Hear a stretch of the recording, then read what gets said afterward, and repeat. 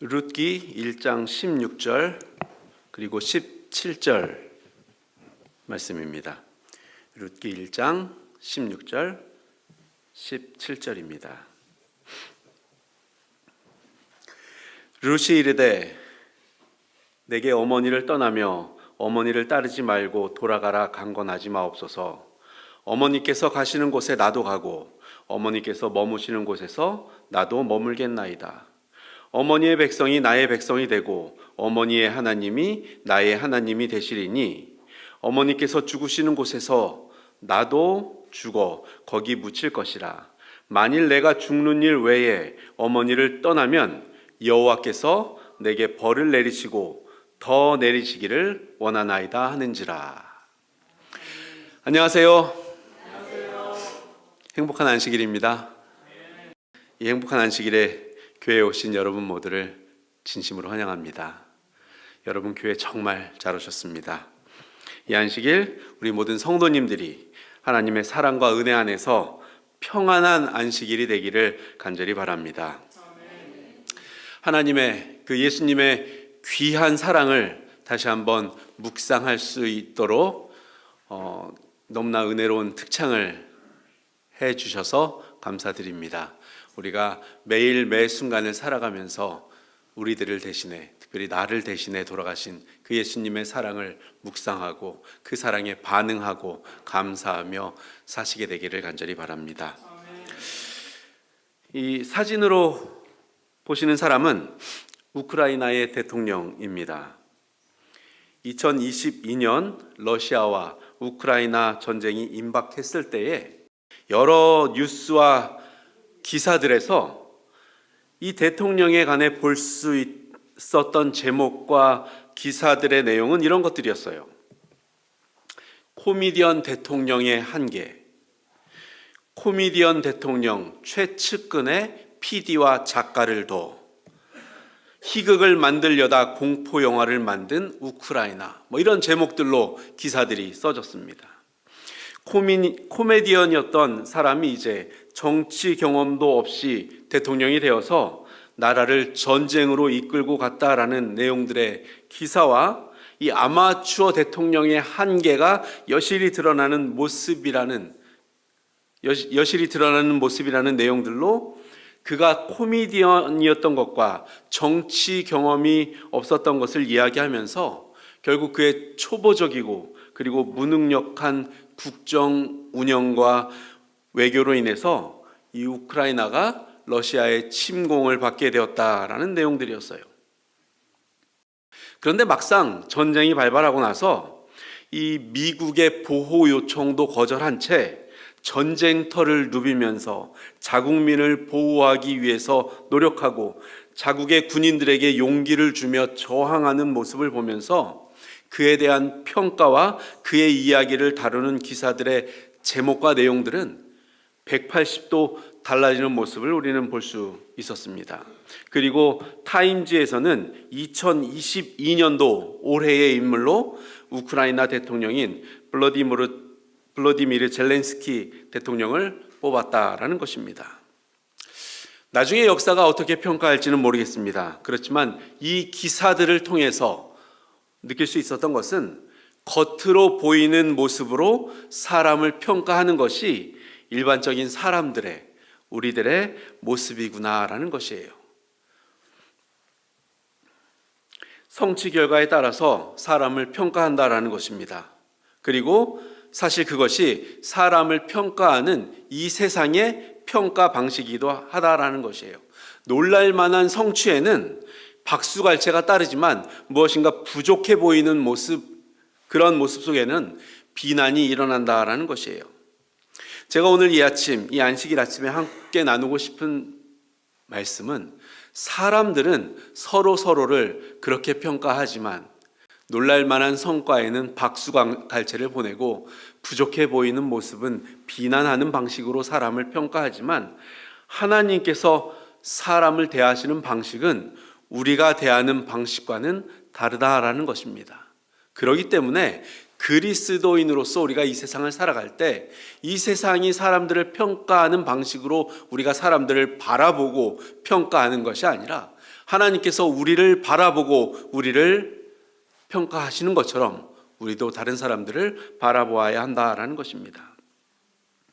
이 사람을 대하는 사람을 대하시는 하나님의 태도가 잘 나타나 있는 말이 있어요. 그 말은 이 헤세드라는 말입니다. 혹시 여러분 헤세드라는 말을 들어보셨어요? 많이 들어보셨어요. 어떤 의미로 쓰이든가요? 헤세드라는 말이 은혜, 맞아요. 가장 많이는 은혜, 자비, 우리가 이렇게 이야기를 합니다. 우리가 이 헤세드라는 말을 찾아보기 위해서 성경을 펴면 우리는 제일 먼저 룻기를 만나게 됩니다. 이 룻기에는 헤세드라는 말이 3번 등장해요. 2번의 헤세드는 룻이 행했다라고 나오고, 그리고 한 번의 헤세드는 보아스가 행한 것으로 나옵니다. 우리가 love 하면 어떻게 번역을 해요? 그냥 더 말할 것도 없어요. 사랑이라고 말을 합니다.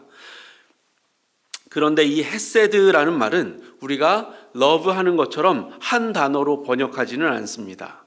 우리가 일반적으로 은혜, 자비 이렇게 말을 하기는 하지만 이 헤세드라는 말은 성경에서 신실함, 충성, 언약을 지킴, 진리, 애정어린 자비, 다정함, 오래 참음, 이러한 의미들을 가지고 이러한 말로 번역되어서 사용되어지고 있습니다. 그러니까 이 헤세드라는 말 안에는 정말 좋은 말들이 다 들어있어요. 그러면 이 헤세드라는 말이 가지고 있는 본래 뜻이 있을 거예요. 헤세드라는 말이 가지고 있는 원래 의미는 이런 말입니다. 자기에게는 필요하지 않지만 상대방에게 꼭 필요하기 때문에 베푸는 은혜와 자비, 이 말을 헤세드라는 한 말로 표현해 놓은 거예요. 나한테는 필요하지 않지만 상대방에게 꼭 필요하기 때문에 행하는 것, 그것이 바로 헤세드라는 것입니다. 전에 가족과 함께 홍콩에 여행을 간 적이 있어요. 홍콩에 여행을 간 적이 있었는데 그 가이드가 하는 이야기가 이거예요. 여름에 갔었거든요. 여러분은 정말 날씨가 너무 좋을 때 왔다라는 거예요. 이번 주는 37도 정도밖에 안 된다는 거예요. 날씨가. 지난주까지만 해도 40도를 넘었는데 이번 주에는 35도, 36도, 37도 이 정도라는 거예요. 그래서 날씨가 너무 좋을 때 왔대요. 근데 다녀보니까 너무 더운 거예요. 그 더운 날 여행을 하고 첫째 날, 둘째 날 여행을 하고 셋째 날은 어디를 가기로 했냐면 홍콩에 있는 디즈니랜드에 가기로 했습니다. 어제 소개해드린 대로 지금은 대학생이고 이미 고등학교 2학년인 저희 아이들이 큰애가 중학교 3학년이고 작은 애가 초등학교 3학년일 때 홍콩에 갔었는데 그 아이들을 데리고 이제 홍콩 디즈니랜드를 갔어요. 버스에서 내려서 정문까지 가는데 이미 땀이 옴팍 나는 겁니다. 날이 굉장히 더웠어요. 이 더운 날 어떻게 이 안에서 다닐까 걱정을 하면서 가는데 덥다고 해서 그냥 가만히 앉아 있을 수는 없잖아요. 아이들에게 재미있는 경험들을 해주기 위해서 신나게 땀을 뻘뻘 흘리면서 다녔습니다. 오전에는 그래도 괜찮았어요. 오전에는 한 5분에서 길게는 30분 정도 기다리면 놀이기구들을 하나씩 탈 수가 있었거든요. 그런데 그때가 어느 때였냐 하면 이 제주도가 뭐라고 홍보를 할 때였냐면 중국 사람이 없습니다. 이 반한 감정으로 인해서 중국 사람들이 한국으로 여행을 오지 않을 때였어요. 그래서 제주도에서 광고한 게 그거예요. 중국 사람이 없습니다. 지금이 제주도 여행하기에 가장 좋을 때입니다. 그래서 정말 한국 사람들이 그때 제주도 여행을 많이 했었거든요. 그 제주도를 찾던 사람들이, 한국을 찾던 중국 사람들이 이제 홍콩을 온 거예요. 점심시간이 지나면서 이 중국 사람이 들어오는데 여러분, 인해 전술은 무섭습니다. 오전에는 30분, 길어야 30분을 줄 서던 게 2시간, 2시간 반 이렇게 줄을 서야 하는 거예요. 그래도 안 쓸 수는 없잖아요. 그래서 줄을 서고 아이들을 데리고 이렇게 다니고 있는데 초등학교 3학년이었던 아들이 아빠 너무하네 이러는 거예요, 갑자기. 그래서 왜 아빠가 너무해? 그러니까 아니 이렇게 더운 날 이렇게 날 줄 서게 할 거야? 이렇게 힘들게 할 거야? 이렇게 이야기를 하는 거예요. 줄을 이렇게 계속 서야 돼? 이렇게 말을 하는 겁니다. 그렇지, 이걸 타려면 줄을 서야지. 아니 그래도 이건 너무 덥고 너무 힘들잖아. 아빠가 나를 너무 힘들게 하네. 이렇게 이야기를 하는 겁니다. 좀 시원한 데 가서 쉬고 맛있는 것도 마시고 그러면 안 돼? 그래도 돼. 아빠는 그래도 돼. 아빠도 그러고 싶어. 시원한 데 가서 책도 읽고 맛있는 것도 마시고 거기서 이렇게 앉아 있기도 하고 그렇게 쉬고 싶어. 그런데 여기 디즈니랜드에 왔는데 와서 거기서만 앉아 있다가 이렇게 가면 나중에 가서 뭘 했다고 할 거야. 나는 홍콩 디즈니랜드에 가서 가만히 앉아 있다가 시원한 음료수만 먹고 왔어. 이렇게 얘기할 수밖에 없잖아. 재밌는 걸 타고 놀려면 힘들어도 줄을 서야지. 아빠는 안 해도 돼. 아빠는 안 하는 게 더 좋아. 그런데 너를 위해서 너 이거 한번 태워주려고 이렇게 아빠가 무거운 짐도 들고 땀을 뻘뻘 흘리면서 줄을 서는 거잖아 라고 이야기를 했어요.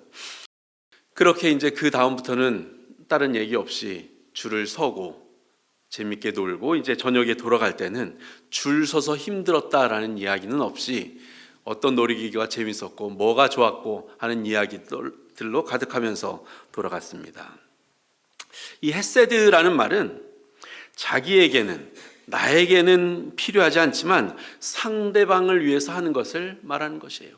사실 저는 홍콩 디즈니랜드를 안 가도 돼요. 아이들을 위해서 가고 또 줄을 서고 하는 거죠. 그렇게 나는 필요 없지만 상대방에게 꼭 필요하기 때문에 베푸는 은혜와 자비, 이것을 헤세드라고 하는 것입니다. 이 사진을 아까 보여드렸어야 되는데 죄송합니다. 그래서 오늘은 이 시간에는 헤세드의 삶이라는 제목으로 하나님의 말씀을 함께 나누기를 원합니다. 3가지의 내용들을 함께 살펴볼 텐데요. 첫째로는 이 헤세드의 삶은 상대방에게 꼭 필요하기 때문에 행하는 행동이라는 것입니다. 룻기 1장 16절 17절 우리가 읽었던 말씀이에요. 룻이 이르되 내게 어머니를 떠나며 어머니를 따르지 말고 돌아가라 강권하지 마옵소서. 어머니께서 가시는 곳에 나도 가고 어머니께서 머무시는 곳에서 나도 머물겠나이다. 어머니의 백성이 나의 백성이 되고 어머니의 하나님이 나의 하나님이 되시리니 어머니께서 죽으시는 곳에서 나도 죽어 거기 묻힐 것이라. 만일 내가 죽는 일 외에 어머니를 떠나면 여호와께서 내게 벌을 내리시고 더 내리시기를 원하나이다 하는지라. 이 구절은 모압 여인 룻이 시어머니인 나오미에게 한 말이에요. 먹고 살기 위해서 모압 땅으로 이사간 나오미는 그 모압 땅에서 남편을 잃고 그리고 나중에 2 아들마저 그곳에서 잃었어요. 자신도 과부고 그리고 2 며느리도 이제 과부가 된 거예요. 3 가부만 그 가정에 남게 된 것입니다. 한 집에 과부가 1명도 아니고 2도 아니고 이제 3명이나 된 거예요. 얼마나 신세가 처량했을까요? 나오미의 이름이 뜻이 뭐예요? 기쁨이잖아요. 기쁨을 잊어버린 나오미는 이제 고향으로 다시 돌아가기로 결심을 합니다. 고향에 돌아가서 그곳에서 여생을 보내기로 하고 이제 베들레헴으로 돌아가려고 해요. 그래서 나오미는 2 며느리들에게 자기 길을 가라라고 말을 합니다. 그것도 우리가 룻기를 보면 3번씩이나 그 시어머니 나오미는 며느리들에게 돌아가라라고 이야기를 해요. 1장 8절에 보면 너희는 각기 너희 어머니의 집으로 돌아가라. 그리고 11절에 보면 내 딸들아 돌아가라. 너희가 어찌 나와 함께 가려느냐. 그리고 12절에 보면 내 딸들아 되돌아가라 라고 이 어머니가 며느리들에게 강권을 합니다. 나랑 같이 가지 말고 그냥 여기가 너희 땅이니 고향이니 돌아가서 이곳에서 살아라 라고 이야기를 하는 거예요. 그러자 다른 며느리 오르반은 좀 미안했지만 시어머니에게 작별 인사를 하고 이제 떠나갑니다.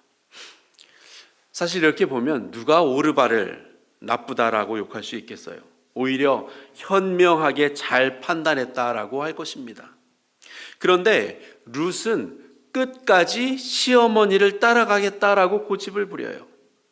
그때 룻이 한 고백이 지금 우리가 읽었던 룻기 1장 16절 그리고 17절 말씀이에요.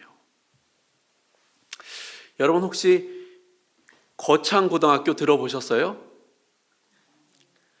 경상남도 거창군 거창읍에 있는 거창고등학교입니다.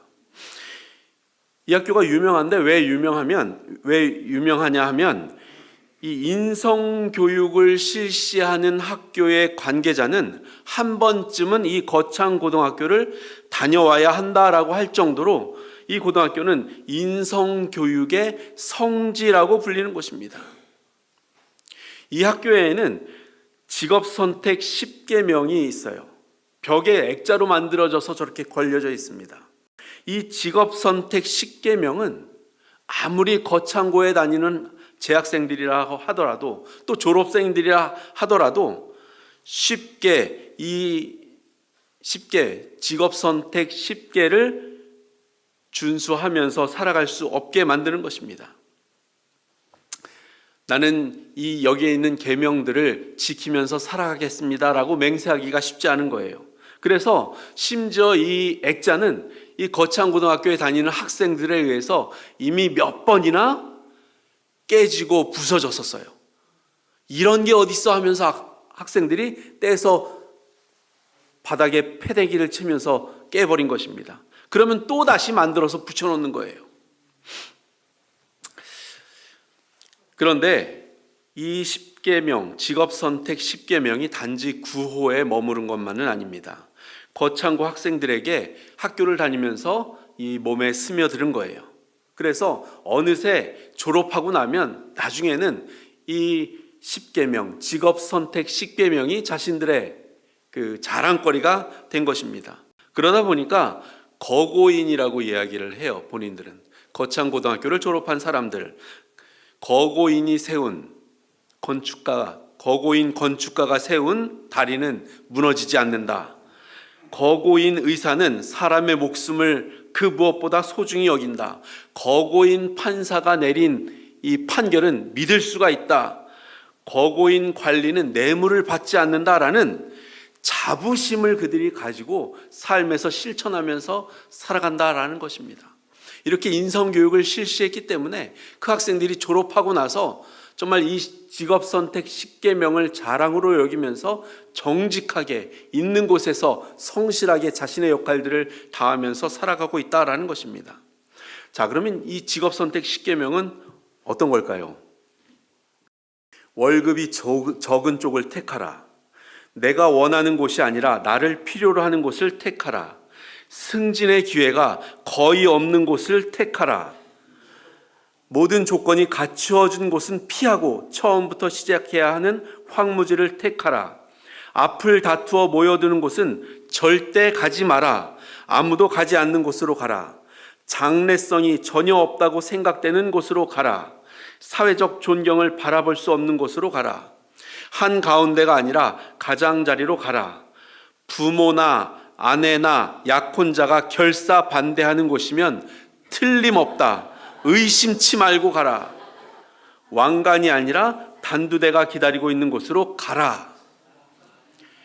아들이, 자녀들이, 딸들이 이런 10계명을 가지고 직업 선택을 한다라고 하면 그래, 가라라고 하실 부모님들이 계십니까? 아무도 없어요. 이건 너무나 당연한 반응입니다. 그런데 이러한 10계명을 가지고 학생들이 이제 학교 생활을 하고 했다라는 것입니다. 이런 원칙으로 직업을 선택한다면 사람들은 저 바보 같은 사람이라고 말을 할 거예요. 그런데 룻이 그런 바보 같은 선택을 한 것입니다. 아무것도 보장되어 있지 않은 곳으로 가려 하고 있는 거예요. 정말 사람들이 볼 때는 바보 같은 선택이었어요. 다른 며느리 오르바는 참 똑똑하고 현명했습니다. 가라고 할 때 얼른 돌아가서 이제 그곳에서 다시 재가도 할 수 있고 하기 때문에 참 현명한 선택을 했어요.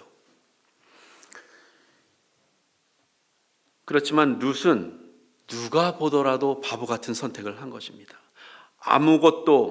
아무런 보장도 없는 낯선 땅으로 시어머니를 따라가겠다라고 한 것입니다. 그 이유가 무엇일까요? 신앙 때문이었을까요? 그런데 룻기를 우리가 읽다 보면 신앙 때문이라고 단정하기는 어렵습니다. 왜냐하면 룻은 모압 여인이에요. 이방 여인이, 그것도 믿음이 있어 보이지 않는 시어머니 밑에서 신앙을 제대로 배웠다라고 생각하기는 어렵기 때문입니다. 그러면 질문을 하실 거예요. 왜 시어머니 이 나오미가 신앙이 없어 보인다고 말씀을 하십니까? 그것은 이 살던 고향 땅 베들레헴이 기근이 들고 삶이 고달파지자 지체 없이 고향 땅을 버리고 이방 땅 모압으로 이민을 갔습니다. 이민을 결정하고 그곳에서 살면서 이방 여인들을 아들들의 아내들로 선택을 한 것입니다. 그런 걸 보면 당시 기준으로 볼 때 그다지 신앙이 있어 보이지는 않는 거예요. 룻이 어머니에게 고백을 하면서 어머니의 하나님이 나의 하나님이 되겠다라고 말하지 않았습니까? 그것은 신앙의 표현이 아닙니까?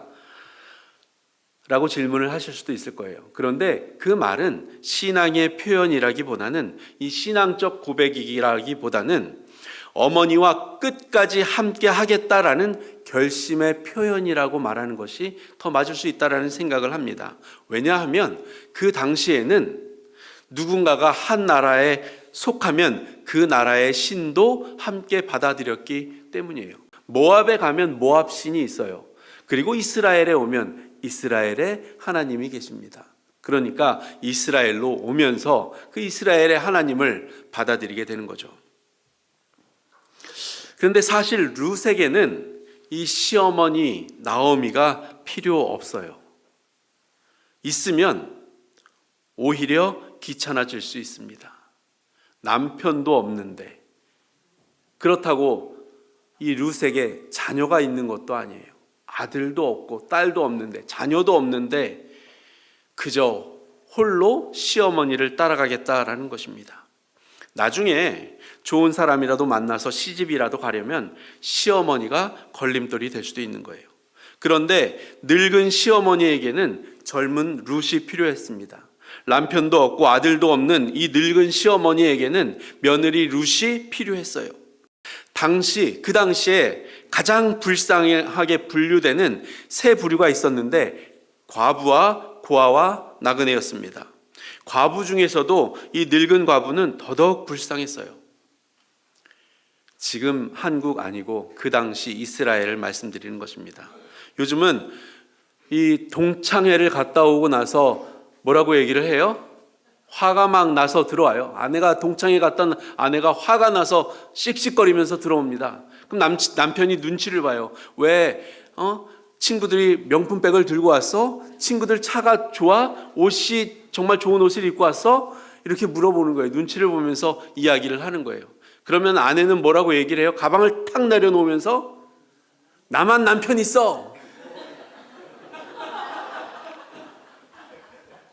요즘 시대는 그런 시대이기 때문에 과부가 불쌍하다 그러진 않아요. 그 당시엔 성경에 기록되어 있기로는 과부와 고아와 나그네가 불쌍하다라고 이야기를 한 것입니다. 당시 이 이스라엘의 그 시대의 나오미는 누군가의 도움이 없으면 정말 살아가기가 힘든 상황이었어요. 그래서 룻은 시어머니를 따라가려고 했던 것입니다. 이것이 바로 헤세드예요. 룻에게는 필요 없지만, 자신에게는 필요하지 않지만 다른 사람에게, 시어머니 나오미에게 꼭 필요하기 때문에 룻이 베푼 은혜와 자비, 이것을 헤세드라고 말하는 것입니다. 2010년 5월 초에 서울의 한 법정에서 오토바이를 훔쳐 타고 달아난 16살짜리 소녀의 재판이 열리고 있었어요. 담당 이 여판사는 판결을 하는 대신에 자기 말을 이 소녀에게 하도록 시켰습니다. 나는 세상에서 가장 멋지게 생겼다. 이 예상하지도 못한 판사의 요구에 소녀는 판결을 받기 위해서 온 16살짜리 소녀는 머뭇거리다가 판사가 하라니까 그 말을 따라하는 거예요. 판사는 계속해서 이야기했습니다. 나는 무엇이든지 할 수 있다. 나는 이 세상에 두려울 것이 없다. 이 세상은 나 혼자가 아니다. 이 판사의 말을 따라하던 소녀가 이 세상은 나 혼자가 아니다 라고 외칠 때 참았던 울음이 터지고 말았습니다. 그녀의 어머니와 거기 있던 사람들이 다 울었어요. 사실 그녀는 그날 법정에 서기까지 14건의 절도와 폭행 사건을 일으켰습니다. 사실 법대로 하면 이 16살짜리 소녀는 무거운 판결을 받을 상황이었습니다. 그런데 판사는 자신의 말을 따라하게 하는 것으로 판결을 끝냈어요.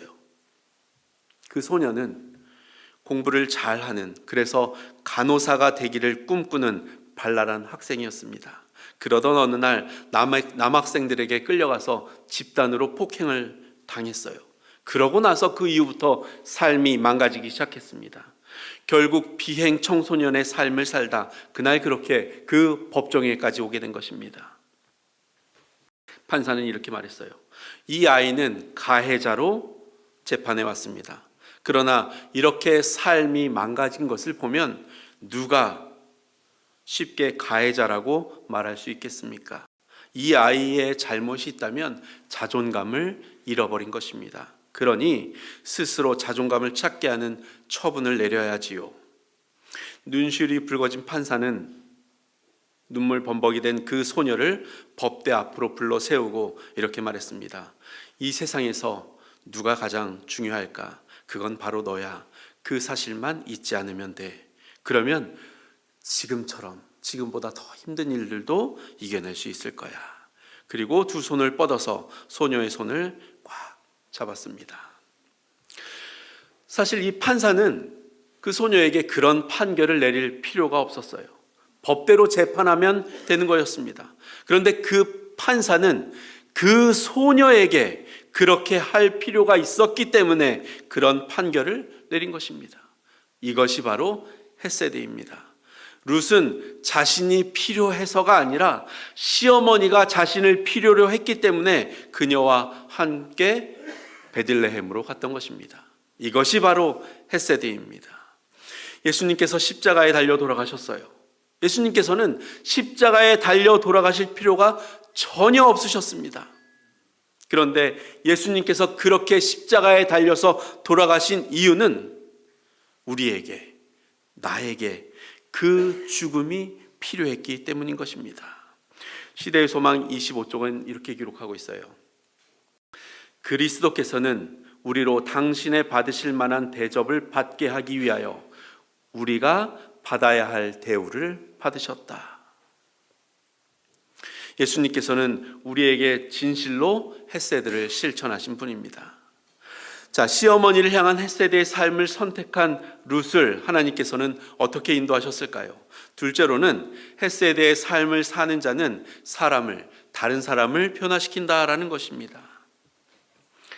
룻기 2장 8절과 9절 말씀이에요. 보아스가 룻에게 이르되 내 딸아 들으라. 이삭을 주우러 다른 밭으로 가지 말며 여기서 떠나지 말고 나의 소녀들과 함께 있으라. 그들이 베는 밭을 보고 그들을 따르라. 내가 그 소년들에게 명령하여 너를 건드리지 말라 하였느니라. 목이 마르거든 그릇에 가서 소년들이 길러온 것을 마실지니라. 룻기 1장 22절에 보면 이 나오미와 룻이 베들레헴에 도착했을 때는 보리 추수를 시작할 때였습니다. 낯선 외국 땅에서 룻이 할 수 있었던 것은 별로 없었어요. 이 룻은 시어머니와 함께 먹고 살기 위해서 무슨 일이든 해야 했는데 그 선택한 것이 바로 유일하게 할 수 있었던 것이 이삭을 주우러 나갔던 것입니다. 신명기 24장 19절에는 이스라엘 백성들에게 하나님께서 이렇게 말씀하셨어요. 추수할 때 싹쓸이 하지 말고 적당히 남겨두라라고 말씀을 하신 것입니다. 바로 나그네와 고아와 과부가 이삭을 주어서 먹고 살 수 있도록 이렇게 남겨두라라고 말씀하신 거예요. 그런데 이렇게 이삭을 줍는 일은 추수가 다 끝난 밭에 들어가서야 할 수 있는 것이에요. 그런데 보아스는 말하기를 뭐라고 얘기를 하는 거예요? 다른 곳에 가지 마세요. 가면 쫓겨납니다.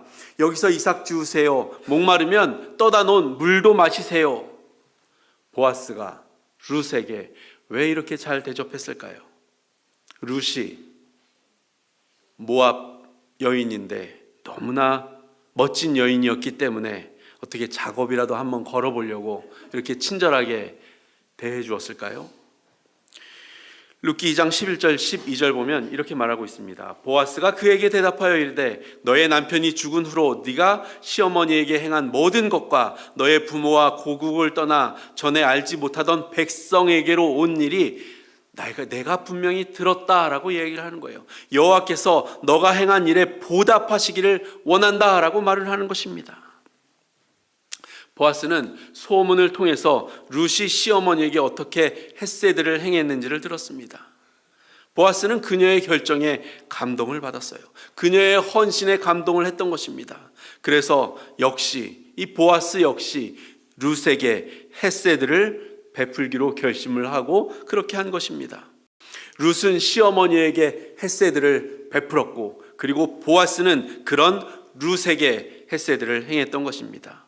이렇게 헤세드의 삶을 산다라는 것은 보는 사람들로 하여금 다른 사람들로 하여금 또다시 그런 헤세드의 삶을 살도록 감동을 주는 것입니다.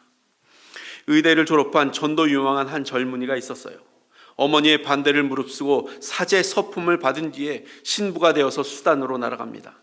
톤질한 오지 마을에서 벽돌을 직접 구워서 병원을 짓고 환자들을 돌보기 시작합니다.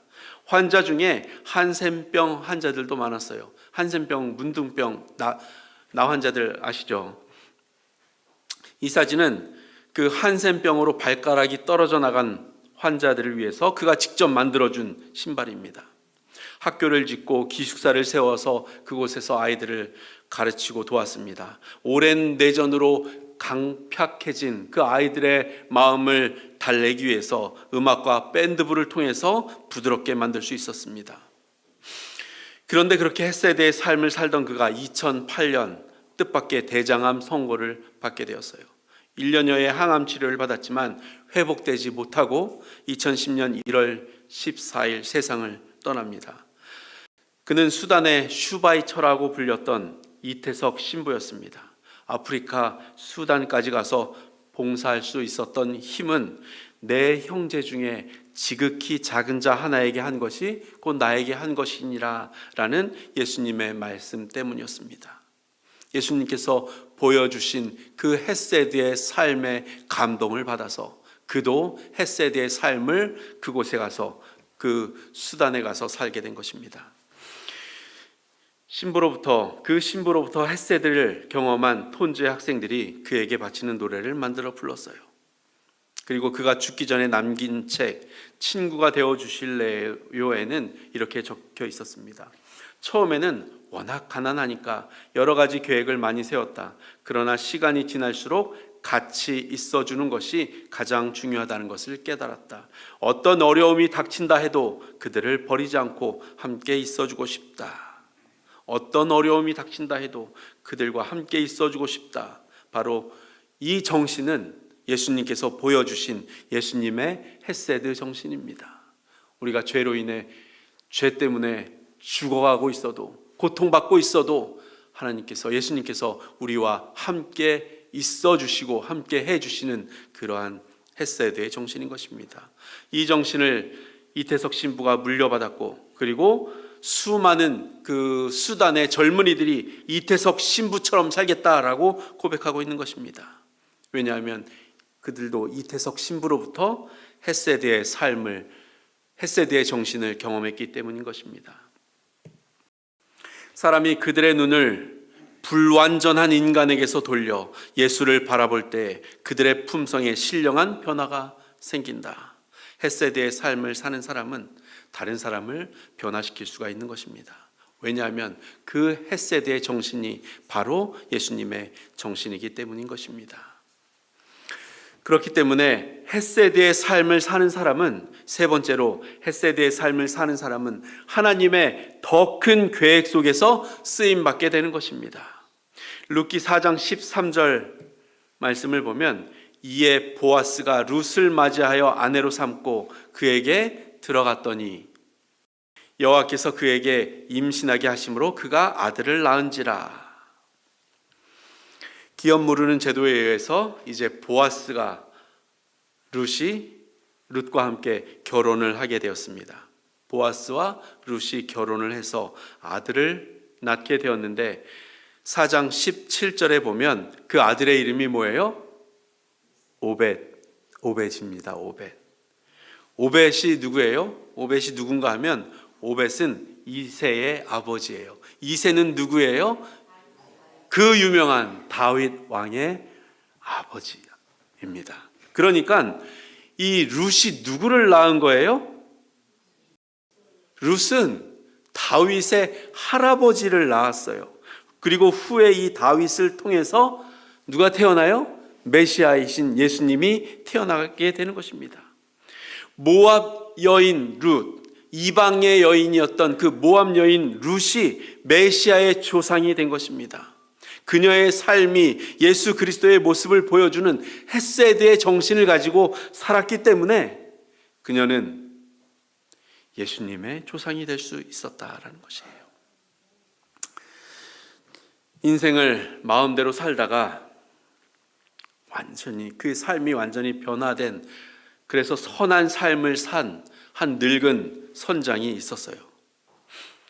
그가 임종을 앞두고 있는데 무엇이 그의 삶을 그렇게 정말 마음대로 살다가 갑자기 어느 순간 선한 삶을 살게 되었는지 궁금해진 친구로부터 질문을 받았습니다. 그가 이제 병상에 누워서 한 이야기를 들려주는 거예요. 어느 날, 내가 배의 선장이었던 어느 날, 구조 요청을 받고 침몰하고 있던 한 배로 출동을 했다라는 것입니다. 사람들을 구조하고 마지막으로 그 배에서, 침몰하던 배에서 구조한 사람이 그 침몰하던 배의 선장과 그 선장의 아내와 그리고 4살 난 딸이었다라고 이야기를 하는 거예요. 선장의 아내가 감격해서, 여보, 하나님께서 우리를 꼭 구해 주실 줄 알았어요 라고 하는 말을 들었다라는 것입니다.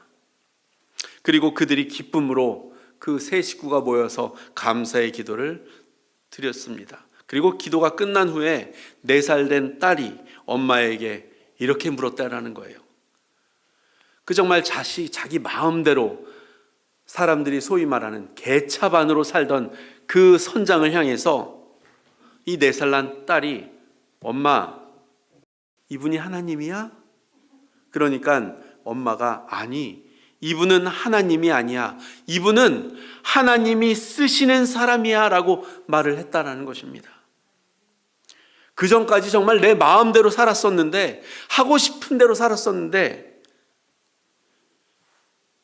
그날 그 엄마가 하는 말을 듣고, 그런 나도 하나님께서 사용하실 수 있다는 사실이 너무도 기뻤다라고 이야기를 하는 것입니다. 하나님이 쓰시는 사람이야 라는 말이 정말 거칠게 살아왔던, 개차반으로 살아왔던 자신의 삶을 바꿨다라고 이 사람이 이야기를 하는 것입니다. 하나님께서 어떤 사람을 사용하실까요? 하나님께서는 룻 같은 사람을 사용하십니다. 룻은 거창한 일을 하려고 하지 않았어요. 거창한 일을 계획하지도 않았습니다. 다만 자기 앞에 있는 그 불쌍한 시어머니를 위해서 작은 헤세드를 실천할 뿐이었습니다. 이 헤세드는 자기에게는 필요하지 않지만 상대방에게 꼭 필요하기 때문에 베푸는 은혜와 자비를 말하는 것입니다. 룻 자신에게는 필요하지 않았지만 시어머니에게 꼭 필요해서 베푼 은혜와 자비로 인해서 그 결과로 룻은 인류의 삶을 변화시키고 인류를 구원하는 메시아의 조상이 될 수 있었던 것입니다. 이것이 바로 하나님의 계획입니다.